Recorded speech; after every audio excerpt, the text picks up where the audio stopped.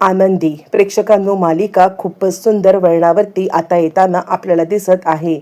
मुळातच आनंदीने आता मात्र इकडे तिला आता शिल्पाने कायमचं घरी ठेवण्याचं प्लॅनिंग केलंय. पण आता चिडलेला युगंधर मात्र या सगळ्यामध्ये पेटून उठलाय आणि आनंदीला न्याय मिळवून देण्यासाठी त्यांनी आता खूप मोठा तांडव केलाय. अगदी शिल्पाला सुद्धा सोडलेलं नाहीये. प्रेक्षकांनो, इकडे आता आनंदीसाठी स्वतः युगंधर तिच्या घरी जात ज्याप्रमाणे शिल्पाने तिला सोडून आले म्हणून तिला चांगलंच दटावत आनंदीला परत घेऊन आलाय. आणि इथेच आबा आणि आरती या दोघांना सुद्धा आता मुळातच इकडे युगंधर आपल्या लेकीची किती छान काळजी घेतोय हे सुद्धा समजलेलं आहे. नक्की काय घडलंय सविस्तरपणे आता इकडे शिल्पा सांगायला लागते, हे बघ युगंधर, म्हणजे आता विद्याधरला हे करून तू आता या मुलीची बाजू घेतेस हे पूर्णपणे चुकीचं आहे. आणि त्यावरती युगंधर आता सांगत आहे, ताईसाहेब तुम्हाला बरोबर वाटते का? एका मुलीची अब्रू लुटून तिला आता भर मांडवातून हे करून नंतर पण तिचं लग्न झाल्यानंतर तिला त्रास देणं हे कितपत योग्य आहे? स्वतःला तिच्या जागी ठेवून बघितलं तर तुम्हाला समजेल. आता इकडे शिल्पाला इतका राग आलाय की आपल्याला या आनंदीसोबत कंपेअर करण्यात आलेलं आहे आणि ते पण युगंधरने आपल्याला आनंदीसोबत कंपेअर केलंय. हे तिच्या जिव्हारी इतकं लागलंय की ती या सगळ्यामध्ये आता मात्र विचार करते, नाही काहीही झालं ना तरी सुद्धा या आनंदीला मी आता सोडणार नाहीये, हिचा बदला घ्यायलाच पाहिजे. आणि त्यानंतर मग आता लगेचच युगंधर सांगतो, हे बघ, म्हणजे मला काय वाटतं माहितीये का, काहीही झालं तरी सुद्धा आता इकडे पुन्हा त्या आता विद्याधरचा विषय या घरामध्ये जर का आता आला मग मात्र आता माझ्यासारखं वाईट कुणी नाहीये. मी पुन्हा सांगतोय, आनंदीला ज्या व्यक्तीने त्रास दिलाय त्याला आता या घरामध्ये स्थान तर कायमचंच नाहीये, पण आता त्याचं नाव सुद्धा या घरात काढायचं नाहीये. असं म्हटल्यावरती मात्र आता काहीही झालं तरी सुद्धा शिल्पा चिडले. म्हणजे आनंदीच्या समोर, सगळ्या नोकरांच्या समोर आता याने माझा इतका अपमान केलाय हे मात्र तिच्या आता खूपच जिव्हारी लागलेलं आहे. आणि ती या सगळ्यामध्ये मात्र आता खूपच चिडलेली आहे. आणि त्यानंतर युगंधर आनंदीला सांगतोय, एक काम कर, काहीही काळजी करू नकोस, तू या घरामध्ये सुरक्षित आहेस आणि या घरामध्ये तुला कोणी त्रास देणार नाहीये, ही काळजी माझी आहे, अजिबात चिंता करू नकोस, असं म्हणत तो आता आनंदीला इकडे रूममध्ये जायला सांगतोय. पण आनंदी परत एकदा किचनमध्ये, आणि त्याच वेळेला निघता शिल्पा तिला चांगलीच धमकी देते, या वेळेला वाचलीस ग, पण पुढल्या वेळेला कोण तुला वाचवणार आहे, असं म्हणत तिने आता एकदम मोठाच हे केलेलं आहे. म्हणजे आता तिला कोणापासून वाचवायचं आहे, बोलायचं आहे, विद्याधरपासून वाचवायचं आहे की स्वतःपासून वाचवायचं आहे, आनंदीला काहीच कळत नाहीये. आणि कुठेतरी आनंदी थोडीफार घाबरी झालेली आहे. तिला कळतच नाहीये की यांनी मला कशाबद्दल धमकी दिलेली आहे. आणि त्यामुळे आता इकडे ती निघून जाते. पण ती निघून गेल्यावर ती रात्रीच्या वेळेला तिला झोप येत नाहीये, कारण तिला भीती वाटते की जर का विद्याधर सर आले, इकडे विद्याधर साहेब आले आणि आपल्याला पुन्हा एकदा या सगळ्यामध्ये जर का आता काही करण्याचा प्रयत्न केला तर मात्र खूपच मोठी गडबड होईल. म्हणून तिला झोपच येत नाहीये. ती अस्वस्थपणे रात्रभर जागी आहे आणि तिच्यासोबत कामवाली. आणि म्हणून आता ज्या वेळेला दोघी जणी इकडे बाहेर आलेल्या आहेत तेव्हा पाहतात तर काय, तर तिकडे युगंधर मात्र आता सोफ्यावरती झोपलाय. आणि त्याच वेळेला मग आता आनंदी म्हणते, काय ग, हे इथे का झोपलेले आहेत? आणि त्यावरती लगेचच मग आता ती सांगायला लागते, हो, म्हणजे काहीच कळायला मार्ग नाहीये, म्हणजे तुम्हाला वाचवण्यासाठी त्यांनी हे सगळं केलंय. विद्याधर सर जर का आता इकडे पुन्हा आले तर तुम्हाला धक्का बसायला नको, तुम्हाला भीती वाटायला नको, याच कारणासाठी त्यांनी हे सगळं केलेलं दिसतंय. आणि हे ऐकल्यावरती आनंदीला इतका आनंद झालाय की आपल्या सुखासाठी म्हणा किंवा आपल्याला या सगळ्यापासून वाचवण्यासाठी म्हणा, हे जे काही प्रकार यांनी केलेला आहे तो खरंच खूपच स्तुत्य आहे. तिला आता खूप आनंद झालेला आहे आणि ती खूपच खुश झालेली आहे. आणि त्यानंतर मग आता ती विचार करायला लागते, खरंच म्हणजे यांचं माझ्यावरती किती प्रेम आहे, खरंच या प्रेमाचं काय करू मी, म्हणजे आता हे जरी तोंडाने दाखवत नसले तरी सुद्धा यांचं माझ्यावरचं प्रेम काही कमी झालेलं नाहीये, असा ती विचार करते. आणि ती खूपच खुश झालेली आहे. आणि ती आता युगंधरकडे प्रेमाने पाहत आहे. पण त्याच तिकडे शिल्पा आलेली आहे आणि शिल्पा आता तिला सांगते, बघितलंस, तुझ्यामुळे माझ्या भावाला हा असा इथे झोपायला लागत आहे, हे सगळं तुझ्यामुळे घडतंय.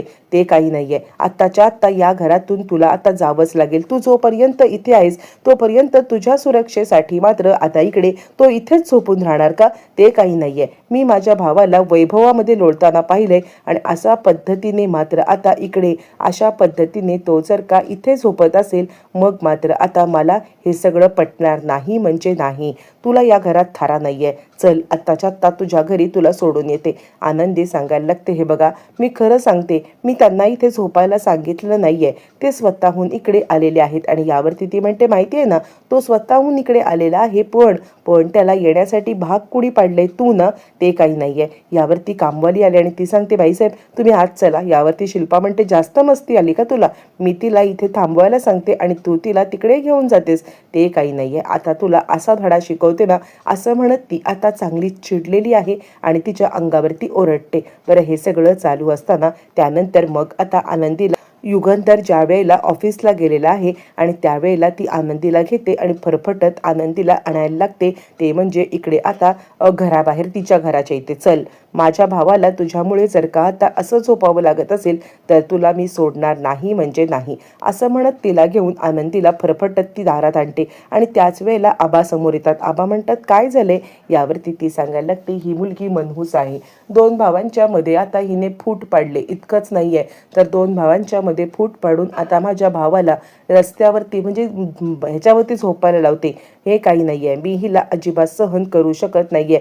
ठेवा तुमची मुलगी आता तुमच्या इथे. यावरती मग आता आबा म्हणायला लागतात, काय बोलताय मालकीणबाई तुम्ही? अहो, माझी आनंदी का असं करेल आणि मालक साहेबांना त्रास होईल असं का वागेल? यावरती ती सांगते, नाही, ही स्वतःहून वागत नाहीये, पण हिच्यामुळे माझ्या घरच्यांना त्रास होतोय. तुम्हाला माहित नसेल तर काल रात्रभर माझा भाऊ हॉलमध्ये झोपला. इतकंच नाहीये तर आता ही माझ्याशी तोंड लढवते. मला आता सांगत आहे की मालक साहेब जे सांगतील तेच मी करेन. मी हिला जे काही सांगते ते ही करायला मागतच नाहीये. त्यामुळे आता तुमची मुलगी ही तुमच्याकडेच ठेवा. पुन्हा जर का आमच्या घरात हिला पाठवलीत तर बघा.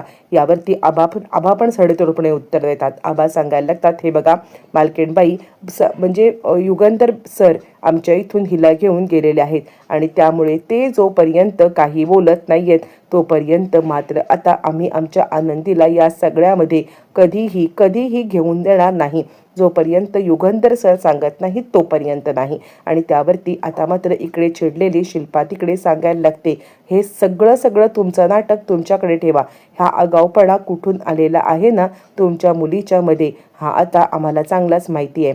हा सगळा आगाऊपणा आलेला आहे तो म्हणजे आता इकडे तुमच्याचकडून. आणि असं म्हटल्यावरती मग आता लगेचच आबा सांगायला लागतात, हे बघा जोपर्यंत काहीही होऊ शकत नाहीये आणि तोपर्यंत मात्र आता मुळातच या सगळ्यामध्ये काहीही झालं तरी सुद्धा तुमच्या नातीला इथेच. बरं, त्याच वेळेला आनंदी सांगायला लागते, बिलकुल नाही, मी काहीही झालं तरी इथे थांबणार नाहीये.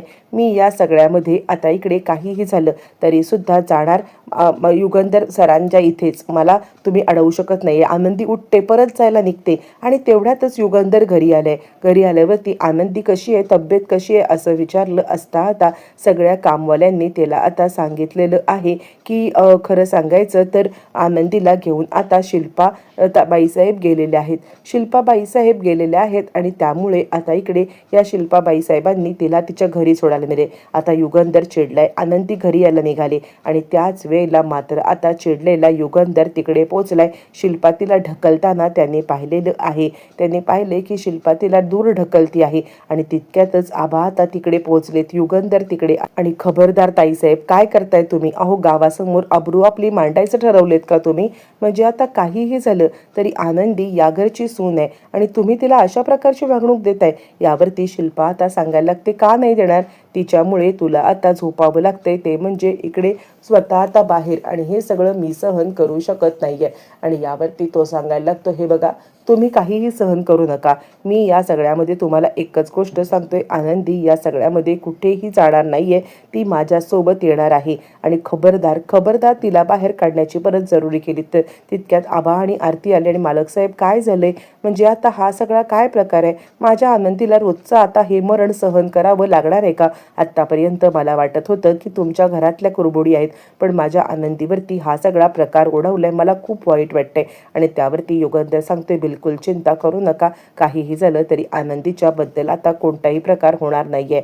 मी स्वतः आनंदीला घरी घेऊन चाललेलो आहे आणि काहीही झालं तरी सुद्धा मी आनंदीला पुन्हा कधीच आता एकटं सोडणार नाहीये, असं म्हणत मात्र आता इकडे युगंधरने या सगळ्यामध्ये चांगलाच धडका दिलेला आहे आणि त्यानंतर आनंदीला घेऊन घरी आलाय. शिल्पाला चांगली अद्दल घडवलेली आहे.